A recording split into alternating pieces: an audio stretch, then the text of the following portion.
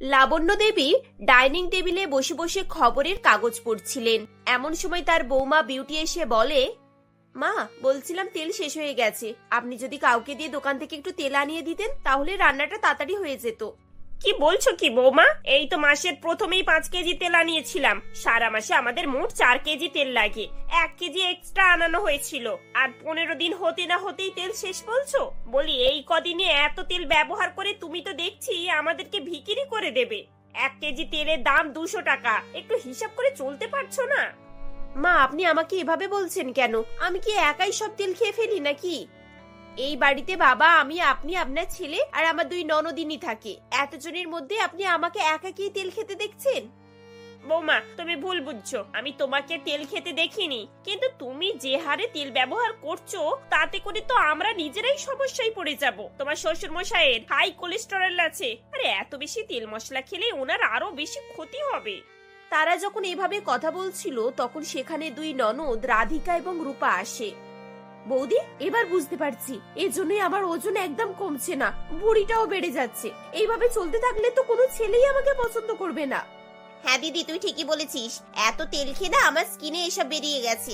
আমি তো oil free খাবার খেতে চেয়েছিলাম, আর বৌদি তরকারিতে এত তেল ব্যবহার করে তা তো আগে জানতামই না। না হলে তো আমি কবেই এসব নিয়ে কথা বলতাম।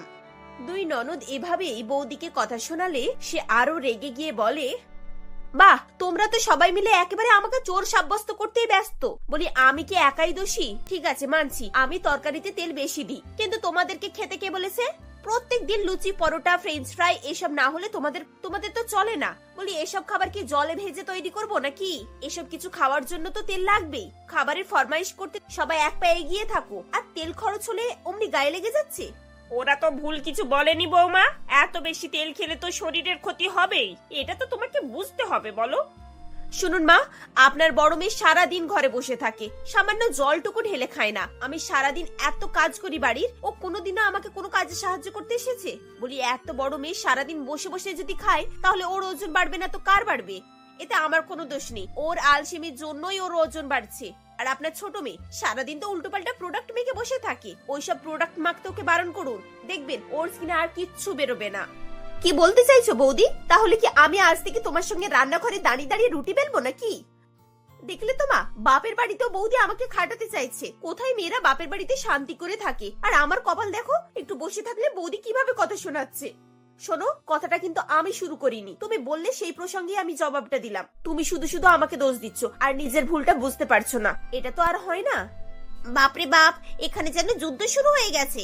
আমি এখানে থাকলে বোধহয় আর টিকতেই পারবো না। আমি চললাম, আমার সিরিয়াল শুরু হয়ে যাবে। তোমরা কন্টিনিউ করো। এই বলে রূপা সেখান থেকে চলে আসে। কিছুক্ষণ পর রাধিকাও চলে যায় এবং বিউটি মাথায় হাত দিয়ে বসে পড়ে, কারণ রান্নার তেল ছিল না এবং সবাই তাকেই দোষ দিচ্ছিল। খানিকক্ষণ পর বিউটি আবার তার শাশুড়ির কাছে আসে এবং তেলের কথা বলে। মা দেখুন, আপনারা যদি চান তাহলে আমি রান্না বান্না না করে বাইরে থেকে খাবার অর্ডার করে দিতেই পারি, কিন্তু তাতে তো আপনাদের সমস্যা আরো বাড়বে। বলুন, এখন যদি আপনি তেল না আনিয়ে দেন তাহলে আমি রান্নাটা করব কিসে? বাড়িতে যতটুকু তেল আছে তা দিয়ে যা হয় তাই রান্না করো। এই মুহূর্তে আমি তেল কিনতে দিতে পারবো না। তোমাকেও ব্যাপারটা বুঝতে হবে, যখন যা চাইবে তখন তাই পেয়ে যাবে, তা তো আর হয় না। এই বলে লাবণ্য দেবী সেখান থেকে চলে যান। এদিকে বিউটি সমস্যায় পড়ে যায়। সেদিন কোন রকম পাশের বাড়ি থেকে একটু তেল চেয়ে এনে সে রান্না বান্না করে ফেলে। রাতে খবরের কাগজ নিয়ে নিজের ঘরে বসে বসে সারা দিনের খবর পড়ছিল। ঠিক এমন সময় তার চোখে কয়েকটা রেসিপি পড়ে এবং সে খুশি হয়ে বলে, আরে বাহ, এখানে তো দেখছি সব রান্না বিনা তেলে। বিনা তেলে পরোটা, তেল ছাড়াই করুন মোগলাই, আর কি অয়েল ফ্রি পোলাও, বিনা তেলে মাছের কালিয়া। আরে, আমি তো এইসব রেসিপি ট্রাই করে দেখতেই পারি, এখানে তো তেলের কোনো সমস্যাই নেই। বাহ, খুব ভালো হলো। এবার আমি এদেরকে দেখিয়ে দেব যে এরা যদি আমাকে তেল নাও কিনে দেয় তো আমার কোনো সমস্যা নেই, আমি বিনা তেলেই রান্না করতে পারবো। সকালে সবাই মিলে আমাকে অনেক ছোট বড় কথা শুনিয়েছে যেন আমি তেল নিয়ে আমার বাপের বাড়িতে ডেলিভারি করছি। আমি আজ থেকে শপথ করলাম, কেউ আমাকে তেল কিনে দিলেও আমি সেই তেল দিয়ে রান্না করব না। এই বলে বিউটি তেল ছাড়া রান্নার সমস্ত রেসিপি ভালো করে টুকে রাখে। পরের দিন সকালবেলা সে খুব খুশি মনে রান্নাঘরে যায় এবং সবজি কেটে কুকারে বসিয়ে দেয়। কিছুক্ষণ পর তার শাশুড়ি এসে জিজ্ঞাসা করেন, কি ব্যাপার বৌমা, কুকারে তুমি কি রান্না বসিয়েছো নাকি? আমি তো তোমাকে আলু মটরশুঁটি ভাজা করতে বলেছিলাম। মা, আমি তো আলু মটরশুঁটি ভাজাই করছি, তবে কুকারে করছি, তাড়াতাড়ি হয়ে যাবে। তোমার কি মাথাটা খারাপ হয়ে গেছে নাকি? ভাজা কখনো কুকারে হয় দেখেছো? কি সব উল্টোপাল্টা কাজ করছো বলো তো বৌমা? ওদিকে খাবার টেবিলে সবাই বসে রয়েছে, জানো তো এই সময় সবার কাজে যাওয়ার থাকে। হ্যাঁ মা, আমি এই বাড়িতে নতুন নয়, আমি জানি কে কখন কি করতে যায়। আর আপনি গিয়ে বসুন, আমি এক্ষুনি খাবার নিয়ে যাচ্ছি। লাবণ্য দেবী বিরক্ত হয়ে খাবার টেবিলে গিয়ে বসেন এবং খানিকক্ষণ পর বিউটি তাদের সামনে আলু মটর সেদ্ধ এবং রুটি রেখে দেয় আর বলে, আজকে স্পেশাল রেসিপি আপনাদের সবার জন্য, সবার প্রিয় অয়েল ফ্রি আলু মটরশুঁটি ভাজা। এই রেসিপি করতে আমার একটুও তেল লাগেনি জানো মা। আজকের পর থেকে আর তেলের কোনো ঝামেলা নেই, আর আমি ওইসব ঝামেলা রাখতেও চাই না। তাই এই স্পেশাল রেসিপিটা আপনি আগে শুরু করুন, আর খেয়ে বলুন তো কেমন হয়েছে। লাবণ্য দেবী কিছু বলতেই যাচ্ছিলেন, কিন্তু বিউটি তাকে থামিয়ে দেয় এবং জোর করে তার প্লেটে তরকারিটা তুলে দেয়। আগের দিন তিনি তার বৌমাকে এত কিছু শুনিয়েছিলেন, তাই তিনি আর কিছুই বলতে পারলেন না। বাকি সবাইও চুপ থেকে যায় এবং কোন রকমের রুটি ও বিনা তেলের তরকারি খেয়ে উঠে পড়ে। এভাবেই 3-4 দিন কেটে যায় এবং এরকম সেদ্ধ খাবার খেয়ে খেয়ে সবাই খুবই বিরক্ত হয়ে ওঠে। তখন বড় ননদ রাধিকা বলে, বৌদি, বলছিলাম কি অনেকদিন হয়ে গেল মোগলাই পরোটা খাইনি, আজকে প্লিজ একটু মোগলাই পরোটা করে দেবে। আরে মোগলাই পরোটা খাবে, তার জন্য এত সংকোচ কিসের গো? আমাকে তো আগেই বলতে পারতে। দাঁড়াও 2 মিনিট দাঁড়াও তুমি, আমি এক্ষুনি সবার জন্য মোগলাই পরোটা করে আনছি। কি বললে? 2 মিনিট? 2 মিনিটে কি করে পরোটা তৈরি করবে বৌদি? আরে বাবা, আটা তো মাখাই আছে, আমি শুধু পুর ভরে বাকি ফিনিশিংটা করে এনে দিচ্ছি, দাঁড়াও। বিউটি রান্নাঘরে চলে যায় এবং সবাই অধীর আগ্রহ হয়ে মোগলাই পরোটার জন্য অপেক্ষা করতে থাকে। মা, মনে হয় বৌদির রাগটা না একদম কমে গেছে, তা না হলে এত খুশি মনে মোগলাই পরোটা করতে যেত নাকি। যাই হোক, আজ থেকে আবার আমরা ভালো করে আগের মতো খাবার খেতে পারবো, বুঝলে? রাধিকা এসব বলছিল, এমন সময় হঠাৎ বিউটি তার হাতে একটা প্লেটে সেদ্ধ সবজি ভরা রুটি নিয়ে এসে হাজির হয় এবং তার কাছে রেখে বলে, এই নাও সবার জন্য অয়েল ফ্রি মোগলাই, সবাই খাও, মন ভরে খাও, আমি আরো আনছি। এটা কি বৌদি, আমি তোমাকে মোগলাই করতে বললাম আর তুমি এই সেদ্ধ খাবার নিয়ে এসেছো? আর কতদিন এই সেদ্ধ খাবার খাইয়ে আমাদের উপরে টর্চার করবে বলো তো? বৌমা দেখো, তেল নেই আমি বুঝতে পেরেছি, তুমি একটু অপেক্ষা করো, আমি বাজার থেকে তেল আনিয়ে দিচ্ছি। আজ তেল দিয়ে ভালো করে তরকারি রান্না করো, কেমন? অনেকদিন ভালো তরকারি খাওয়া হয়নি। না না না না, আমি একবার শপথ করে নিয়েছি, আমি আর এই বাড়িতে তেল দিয়ে কখনো রান্না করব না। তাহলে আমি কেন আমার শপথ ভাঙবো? আমি আমার শপথ ভাঙতে পারবো না। আর প্লিজ আপনি আমাকে জোর করবেন না, আমি এই কাজ করতে পারবোই না। আপনাদেরকে এভাবেই সারা জীবন বিনা তেলের খাবার খেয়ে যেতে হবে, ব্যাস। সবাই মিলে বিউটিকে বোঝানোর চেষ্টা করে, কিন্তু সে কোনো মতেই কারোর কথা শুনতে রাজি ছিল না। এইভাবে কিছুদিন কাটার পর একদিন লাবণ্য দেবী দাঁড়িয়ে দাঁড়িয়ে ঘরের আয়না পরিষ্কার করছিলেন। বিউটি তার কাছে খাবারের মেনু জিজ্ঞাসা করতে আসে এবং ঠিক এমন সময় তিনি মাথা ঘুরে মেঝেতে পড়ে যান। বিউটি সবাইকে ডাকে এবং তার চোখে মুখে জল দিয়ে তার জ্ঞান ফেরানো হয়। আপনার কি হয়েছে মা? আপনি এভাবে মাথা ঘুরে পড়ে গেলেন কেন? ও কিছু না বৌমা, মনে হয় একটু শরীরটা না দুর্বল হয়ে গেছে, একটু পরে আমি ঠিক হয়ে যাব। ঠিক হয়ে যাবে মানে কি? না না, এরকম হতে পারে না। আমি এক্ষুনি ডাক্তারকে ডেকে আপনার চিকিৎসা করাচ্ছি। কি হয়েছে না হয়েছে একবার জেনে নিলে আমার মনে শান্তি আসবে। এই, তুমি একবার তাড়াতাড়ি হসপিটালে ফোন করো তো, মাকে আমরা হসপিটালে নিয়ে যাব। ও মা, দাঁড়াও দাঁড়াও, এত তাড়াহুড়ো করো না, এখন হাসপাতালে আমি যেতে পারবো না কো, শরীরটা খুবই দুর্বল লাগছে। তুমি এক কাজ করো, ওই যে গলির মোড়ে মল্লিকা ডাক্তার আছে না, ওই মেয়েটা বেশ ভালো ওষুধ দেয়, তুমি বরং ওকে একবার ডাকো, ও দেখে বলে যা কি হয়েছে না হয়েছে। লাবণী দেবীর কথা শুনে মল্লিকা ডাক্তারকে ডাকা হয় এবং মল্লিকা লাবণী দেবীকে দেখে বলেন, মাসিমাকে তো চেক করলাম, মনে হচ্ছে কিছু একটা সমস্যা হয়েছে, যার জন্য ওনার ব্লাড টেস্ট একবার করানো দরকার। আজকে আমি ব্লাড নিয়ে যাচ্ছি, বিকেলে রিপোর্টটা আনবো, তারপরেই বুঝতে পারবো কি হয়েছে না হয়েছে। মল্লিকা ডাক্তার লাবণী দেবীর ব্লাড নিয়ে চলে যায় এবং বিকেল বেলা রিপোর্ট নিয়ে এসে বলে, বৌদি, আপনার শাশুড়ির একটু সমস্যা হয়েছে, ওনার থ্যালাসেমিয়া হয়েছে। ডক্টর মল্লিকার কথা শুনে বিউটি একটু অবাক হয়ে বলে, থ্যালাসেমিয়া? সে আবার কি ধরনের রোগ? আমি থ্যালাসেমিয়া শুনেছিলাম, কিন্তু এই রোগটার কথা তো আগে কখনো শুনিনি। বৌদি, দিন যত এগোচ্ছে সবকিছু অ্যাডভান্স হচ্ছে আর রোগগুলোও অ্যাডভান্স হচ্ছে। আমার মনে হয় আপনার শাশুড়ি দীর্ঘদিন ধরে তেল খাচ্ছে না, তাই ওনার এই অসুখটা দেখা দিয়েছে। আপনারা কি বাড়িতে তেল ব্যবহার করেন না? না মানে আসলে এই কয়েক মাস ধরে না আমি অয়েল ফ্রি খাবার রান্না করছি, যাতে করে সবার হেলথ ভালো থাকে, সেই জন্য। এই রে, এটা তো বড় ভুল করছেন। দেখুন, আমরা বাঙালি মানুষ, আমাদের এসব খাবার খাওয়ার অভ্যেস নেই, তাই হয়তো হঠাৎ করে তেল বন্ধ করে দেওয়ার ফলে ওনার এই সমস্যাটা দেখা দিয়েছে। ওষুধপত্র খেলে এই রোগ সারবে না, ওনাকে পরিমাণ মতো তেল খেতে হবে। আজ থেকে পরিমাণ মতো তেল দিয়ে সবজি রান্না করুন, আর দেখবেন ধীরে ধীরে উনি ইমপ্রুভ করবেন। ঠিক আছে ম্যাডাম, এবার থেকে এরকমই হবে। আপনি একদম চিন্তা করবেন না, আজ থেকে আমি আবার আগের মতোই তরকারি রান্না করব। আপনি খুব তাড়াতাড়ি সুস্থ হয়ে উঠবেন মা, আপনি একটু অপেক্ষা করুন, আমি আপনার জন্য ভালো করে তেল দিয়ে একটু স্যুপ করে আনছি। এই বলে বিউটি রান্নাঘরে চলে যায়। এদিকে লাবণ্য দেবী হেসে মল্লিকাকে বলেন, ধন্যবাদ মল্লিকা, আজ তুমি এই অ্যাক্টিংটা করলে বলে আমরা এত বড় বিপদ থেকে মুক্তি পেলাম। মাসিমা, এটা তো আমার কর্তব্য ছিল। যাক, আজ থেকে তাহলে আপনার বৌমারা আর আপনাদেরকে টর্চার করবে না। আমি তাহলে আসি। বাড়ির বাকি সদস্যরা লাবণ্য দেবী এবং মল্লিকার কথা শুনে অবাক হয়ে যায় এবং সবাই বুঝতে পারে যে লাবণ্য দেবী এই নাটকটা করেছিলেন শুধুমাত্র বিউটিকে সঠিক পথে আনার জন্য। এরপর থেকে বিউটি আবার আগের মতো স্বাভাবিক তরকারি রান্না করত এবং বাড়িতে কেউ তেল নিয়ে আর কখনোই বিউটিকে কথা শোনাতো না, যার ফলে তাদের সংসারে আর কোনো রকমের সমস্যা থাকে না এবং সকলে মিলে সুখে শান্তিতে বসবাস করতে থাকে। মালতী দেবীর 5 ছেলে, প্রবীর, সুবীর, অলোক, সুরজ এবং দেবু, তারা শহরে একটি বড় কোম্পানিতে চাকরি করত এবং তার একমাত্র মেয়ে লিলি কলেজে পড়াশোনা করে। তারা শহরে বসবাস করায় সকলে অত্যন্ত আধুনিক ছিল। বিশেষ করে লিলি ছিল খুবই আধুনিক, তার আবভাব, চালচলন সবকিছুই ছিল মডার্ন। একদিন তারা 5 ভাই মিলে মালতী দেবীকে বলে, মা, তোমার সঙ্গে একটা জরুরি আমার কথা ছিল। তুমি তো জানো আমার প্রমোশন হতে চলেছে, সেই জন্য তো আমাদের 5 ভাইকে শেওড়াফুলি গ্রামে যেতে হবে। সেখানে একটা নতুন প্রজেক্ট শুরু হচ্ছে। বাহ, এটা তো খুবই সুন্দর কথা। যাক, ঈশ্বরের কৃপায় দিন দিন আমার ছেলেদের কাজকর্মের বেশ উন্নতি হচ্ছে। তা তোমরা কবে যাচ্ছ? এই তো মা, কালকেই আমরা বেরোবো। আমাদের খুব ইম্পর্টেন্ট কাজ আছে মা, তুমি আমাদের 5 ভাইকে আশীর্বাদ করো, আমরা যেন ভালোভাবে ওখানে কাজ করতে পারি। হ্যাঁ রে বাবা, আমার সবসময় আশীর্বাদ তোদের সব ভাই বোনেদের উপরে আছে। মালতী দেবীর কথা শেষ হতে না হতেই লিলি বলে ওঠে, এ মা, হ্যাঁ রে দাদা, তোদের শেষে কিনা ওই শেওড়াফুলি গ্রামে কাজ পড়লো? আমি শুনেছি ওই শেওড়াফুলি গ্রামটা একদম আনকালচার, পাতি ভাষায় বলতে গেলে একেবারেই গাইয়া। ওখানকার মানুষজনদের বেশভূষা, চালচলন একেবারে ব্যাকডেটেড, জানিস? ওহ লিলি, তোর না সব জিনিসে ফুটকাটার স্বভাব হয়ে গেছে।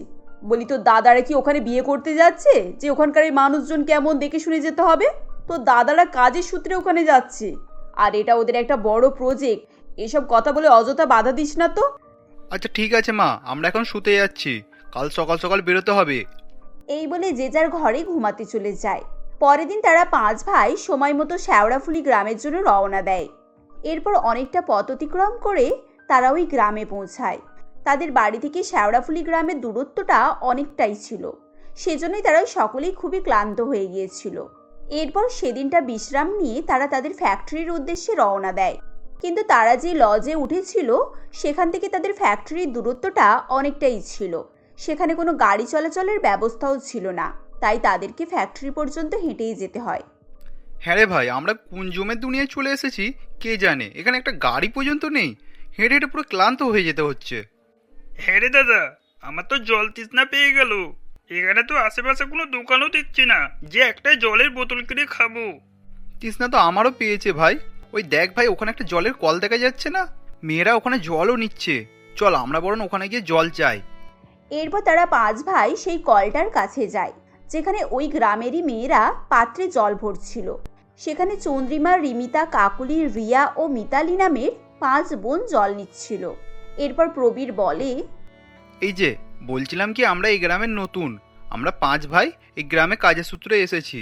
অনেকটা হাঁটার পরে আমাদের তৃষ্ণাও পেয়েছে, আমাদের একটু জল খাওয়াবে? হ্যাঁ আসুন না, অবশ্যই। আপনারা আমাদের গ্রামে নতুন, বলতে গেলে আমাদের গ্রামের অতিথি। আপনাদের সুবিধা অসুবিধা দেখা তো আমাদেরই কর্তব্য। চন্দ্রিমার কথা প্রবীরের খুব ভালো লাগে। আসলে তারা 5 বোন যেমন দেখতে সুন্দর ছিল, তেমনই খুবই সংস্কারী। এরপর প্রবীর এবং তার ভাইয়েরা সেই কলে জল খেতে যাবে কি হঠাৎই প্রবীর পা পিছলে পড়ে যায় এবং তার জামা কাপড়ে কিছু একটা লেগে যায়। তাকে এরকম বিভ্রান্তে পড়তে দেখে গ্রামের অন্য মেয়েরা অনেক হাসাহাসি করতে থাকে, যেটা তাদের 5 বোনের খুবই খারাপ লাগছিল। এরপর, দাদা তোর লাগেনি তো? দেখো দেখি এটা কি। আরে দাদা, এ তো গোবর। এখানে গোবর কোথা থেকে এলো?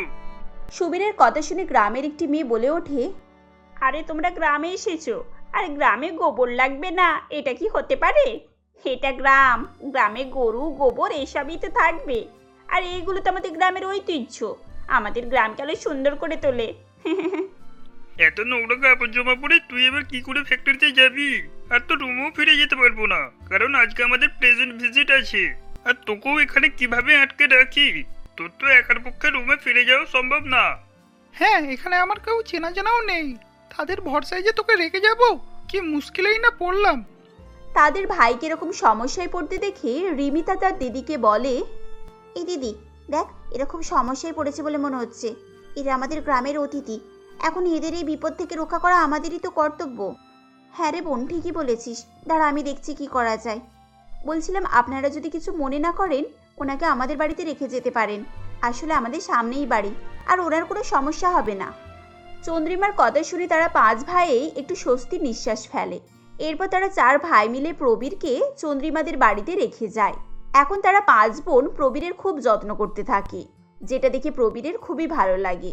এরপর কাজ শেষে তারা 4 ভাই প্রবীরকে নিয়ে বাড়ি চলে আসে।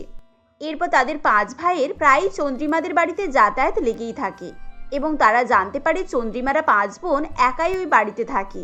তাদের বাবা মা অনেক ছোটবেলাতেই মারা গিয়েছে। কয়েকদিনের মধ্যেই তাদের 5 ভাইয়ের চন্দ্রিমাদের 5 বোনের উপরে মন এসে যায়। তারা চন্দ্রিমাদের 5 বোনকে ভালোবেসে ফেলে। এমনই একদিন চন্দ্রিমারা প্রবীরদের 5 ভাইকে তাদের বাড়িতে নিমন্ত্রণ করে। চন্দ্রিমা, আমরা 5 ভাই তোমাদের 5 বোনকে একটা কথা বলতে চাই। আসলে আমাদের 5 ভাই তোমাদের 5 বোনকে খুব পছন্দ হয়েছে, আর কালকেই তো আমাদের স্যারাফুলিতে কাজ শেষ হয়ে যাবে, আমরা শহরে ফিরে যাব। আর আমরা চাই আমরা 5 ভাই তোমাদের 5 বোনকে বিয়ে করে আমাদের বাড়িতে নিয়ে যেতে। আমরা সত্যিই তোমাদের 5 বোনকে খুব ভালোবেসে ফেলেছি, আর আমরা চাই না তোমাদের এইভাবে কষ্টে ফেলে রেখে যেতে। প্রবীর ও সুবীরের কথা শুনে তারাও খুব খুশি হয়ে যায়, কারণ তারাও মনে মনে তাদের 5 ভাইকে পছন্দ করে ফেলেছিল। এরপর তারা 5 ভাই তাদের 5 বোনকে বিয়ে করে বাড়ি নিয়ে আসে। বাড়ি ফিরে তারা কলিং বেল বাজাতে থাকে। এরপর লিলি ছুটে আসে এবং দরজা খুলে দেখে তার 5 দাদা এবং তাদের সঙ্গে 5টি মেয়েও দাঁড়িয়ে আছে। তাদেরকে দেখে লিলি বলে, এই দাদা তোরা চলে এসেছিস? কিন্তু হ্যাঁ রে দাদা, এই 5টা মেয়ে কারা? এরা কি বিচ্ছিরি রে, এদের গা থেকে কেমন গোবরের গন্ধ বেরোচ্ছে। এই 5টা গেঁয়ো কোথা থেকে তুলে নিয়ে আসলি? আর এদের জামা কাপড়েরই বা কি হাল? আমার তো এসব দেখে বমি পাচ্ছে। লিলি, এ তুমি কি বলছো? তোমার মুখে যা আসছে তুমি তাই বলে যাচ্ছ। তুই জানিস এরা কারা? এরা তোর বৌদি হয়। আমরা এদেরকে বিয়ে করেছি। এখানে না দাঁড়িয়ে থেকে মাকে ডাক, মা বরণ করে ঘরে তুলবে। প্রবীরের কথা শুনে লিলি অবাক হয়ে যায়। সে নিজের কানকে বিশ্বাসই করতে পারছিল না। কিছুক্ষণ চুপ করে থেকে সে চিৎকার করে তার মাকে ডাকে, মা, ও মা, তাড়াতাড়ি এসো আর দেখে যাও তোমার গুণধর ছেলেরা কি কাণ্ড করে এসেছে। লিলির কথা শুনে মালতী দেবী সেখানে আসেন এবং বলেন, কি হলোটা কি বলতো? তুই এত চিৎকার করছিস কেন? আর কি এমন কাণ্ড করেছে ওরা? ঘরে ফিরতে না ফিরতেই ছেলেগুলোর সঙ্গে আরম্ভ করে দিলি। কোথাও ওদের একটু জল দিবি, বসতে দিবি তা নয়, আসতে না আসতেই ঝগড়া শুরু করে দিল। আরে মা, ঝগড়া কি আর আমি এমনি করছি নাকি? একবার দেখো কি কাণ্ড করেছে। গ্রাম থেকেই 5 গাইয়া ভূতকে বিয়ে করে এনেছে। এবার নাও, তুমি তোমার নতুন বৌদিরকে বরণ করে শোকেশে তুলে রাখো। কি যাতা বকছিস তুই, কই দেখি। এরপর মালতী দেবীর চোখ সেই 5 বোনের দিকে যায় এবং তিনি অবাক হয়ে জিজ্ঞাসা করেন, হ্যাঁ রে বাবা, এরা কারা? তাহলে কি সত্যি সত্যি তোরা 5 ভাইদেরকে বিয়ে করে নিয়ে এসছিস? তোদের কি মাথা খারাপ হয়ে গেছে? বলা নেই কওয়া নেই, কোথা থেকে এদেরকে তুলে নিয়ে আমার বাড়িতে নিয়ে চলে এলো। মা, তুমি আগে আমার কথা শোনো, শান্ত হও, তারপর বলবে। এরপর প্রবীর সমস্ত ঘটনা মালতী দেবীকে বলে এবং তার কাছে অনেক মিনতি করে। ছেলেদের এরকম বারবার মিনতি করতে দেখে মালতী দেবীরও আর কিছু করার থাকে না, তাই বাধ্য হয়ে তিনি তাদেরকে বাড়িতে প্রবেশ করান।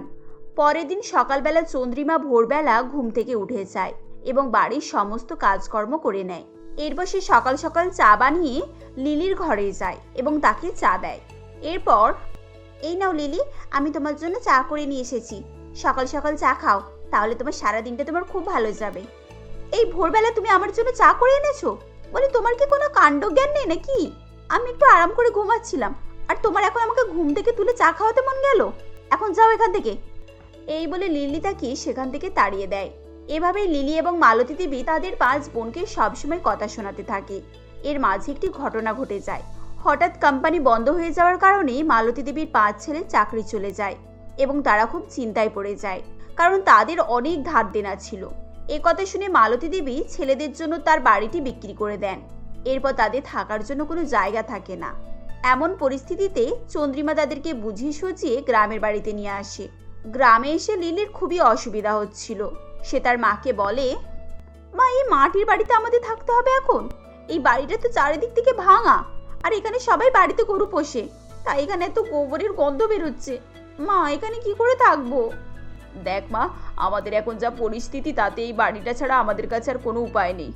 বৌমাদের গ্রামে এই বাড়িটা ছিল বলে আমরা মাথা গোজার ঠাঁই পেয়েছি, না হলে এই হাড় কাঁপানো ঠান্ডায় রাস্তায় রাস্তায় দিন কাটাতে হতো। আর তাছাড়া গ্রামে যখন এসেছি তখন গরু গোবর এসবই তো থাকবে, এগুলো একটু মানিয়ে নে মা। পরের দিন সকালে রিমিতা পাশের বাড়ি থেকে বেশ কিছু গোবর নিয়ে আসে এবং তাদের বাড়ির সামনে জড়ো করে এবং চন্দ্রিমাকে বলে, দেখ দিদি, আমি নিতা কাকিমার কাছ থেকে এই গোবরগুলো এনেছি। অনেকদিন বাড়িগুলো গোবর দিয়ে নিকোনা হয়নি, ভাবছি আজ ভালো করে বাড়িটা নিকোবো। খুব ভালো কাজ করেছিস বোন, তুই আমাকে বলতে পারতিস, আমিও তোর সঙ্গে যেতাম। আরও কিছুটা গোবর আনলে ভালো হতো, বাড়ির চারিদিকটা পুরো করে দেওয়া যেত। কাল রাতে না ওদের খুব ঠান্ডা লেগেছে, আজকেই আমরা ঘরটাকে সুন্দর করে মেরামত করে নেব। তাহলে এখন চল না যাই নিতা কাকিমার ওখানে, ওখানে অনেক গোবর আছে। কাকিমা বলল তোদের যত ইচ্ছা নিয়ে যা, আমি তো একা এতটাই আনতে পেরেছি। রিমিতার কথা শুনে চন্দ্রিমা তার সঙ্গে নিতা কাকিমার বাড়িতে যায় এবং দুজনে মিলে ধরাধরি করে অনেকটা পরিমাণ গোবর আনে। এরপর তারা 5 বোন মিলে ভালো করে গোবর দিয়ে সারা বাড়ি নিকিয়ে দেয়। বাড়ির ফাটা দেওয়ালগুলো মেরামত করে, শেষে বাড়ির চালেও গোবর দিয়ে ঢেকে দেয়। মালতী দেবী বাইরে থেকে তার বৌমাদেরকে বলেন, বৌমা, তোমরা এই ঠান্ডায় বাড়ি নিকোচ্ছ, তোমাদের তো হাতে ঠান্ডা লাগবে। এদিকে লিলি ঘুম থেকে উঠে গোবরের গন্ধ পায় এবং চিৎকার করে বলে, মা, এত গন্ধ কোথা থেকে বের হচ্ছে? আমার তো দম বন্ধ হয়ে যাচ্ছে। তুই কি শুরু করেছিস বলতো? গ্রামে তো এরকমই হবে। এখন আমি তোর জন্য 5 স্টার হোটেলের ব্যবস্থাও করতে পারবো না। একটু বাইরে বেরিয়ে দেখ, তোর বৌদিরা বাড়িটাকে কি সুন্দর মেরামত করেছে। এরপর লিলি বাইরে বেরিয়ে এসে অবাক হয়ে যায় এবং বলে, এ কি, তোমরা 5 বোন মিলে তো এই বাড়িটাকে গোবর বানিয়ে ফেলেছো। আমার তো মনে হচ্ছে আমি বাড়িতে নয়, গোয়ালে বসে আছি। এজন্যই তো বলি, এত বাজে গন্ধ কোথা থেকে বের হচ্ছে। লিলির কথা শুনে রিমিতা বলে, লিলি, এখন কাঁচা আছে বলে একটু গন্ধ বেরোচ্ছে, সারাদিন রোদ লেগে শুকিয়ে গেলে আর একটুও গন্ধ থাকবে না। আসলে কাল বাড়িটাতে অনেক বাতাস ঢুকেছিল তো, তোমাদের তো ঠান্ডায় কষ্ট হয়েছে, আজ আর কষ্ট হবে না দেখবে। কি জানি বাবা, তোমাদের যা খুশি তোমরা তাই করো। মা, আমি একটু বাইরের দিকে বেড়াতে যাচ্ছি, এই গন্ধটা কমলে তবে আমি বাড়িতে ঢুকবো। এই বলে লিলি বাইরের দিকে চলে যায়। এদিকে সারাদিন রোদে শুকিয়ে বাড়িটি ঝকঝকে হয়ে যায়। সেদিন বাড়িতে একটুও বাতাস ঢোকে না এবং গন্ধও ছিল না। রাতে সবাই খুব আরাম করে ঘুমায়। এভাবে বেশ কয়েকদিন কেটে যায়। একদিন প্রবীর বলে, এইভাবে আর কদিনই বা কাটবে? সংসার চালাতে গেলে কিছু না কিছু একটা ব্যবস্থা করতেই হবে। এখন যা আমাদের পরিস্থিতি তাতে আমরা শহরেও ফিরে যেতে পারবো না। প্রবীরের কথা শুনে চন্দ্রিমা বলে, আমরা যদি ধার করে কোনোভাবে দুটো গরু কিনে ফেলতে পারি তাহলে আমাদের সংসার চালানোর সমস্যা থাকবে না। গরুর দুধ বিক্রি করে, ঘুটে বিক্রি করে মোটামুটি আমাদের সংসার চলে যাবে। কিন্তু চন্দ্রিমা, দুটো গরু কিনতে গেলে তো অনেক টাকা পড়ে যাবে, আমাদের কাছে এখন তো অত টাকাও নেই। এমন সময় মালতী দেবী বলেন, বাবা, আমার এই সোনার চুড়ি দুটো নিয়ে যা। এগুলো তোর বাবা আমাকে তৈরি করে দিয়েছিল, খাঁটি সোনার তৈরি। এগুলো বিক্রি করলে অনায়াসে দুটো গরু কেনা যাবে। এরপর পরের দিন প্রবীর সেই চুড়িগুলোকে বিক্রি করে দুটো গরু কিনে আনে। তারা 5 বোন মিলে প্রত্যেক দিন গোবর দিয়ে ঘুঁটে দেওয়া শুরু করে এবং সেই ঘুঁটে শুকনো হলে 5 ভাই মিলে সেগুলো বাজারে বিক্রি করে। ঘুঁটে বিক্রি করে এবং দুধ বিক্রি করে ধীরে ধীরে তাদের কিছু টাকা পয়সা জমে যায়। এরপর দেখতে দেখতে তারা আরও কিছু গরু কেনে আর এভাবেই তাদের সংসারে উন্নতি হতে থাকে।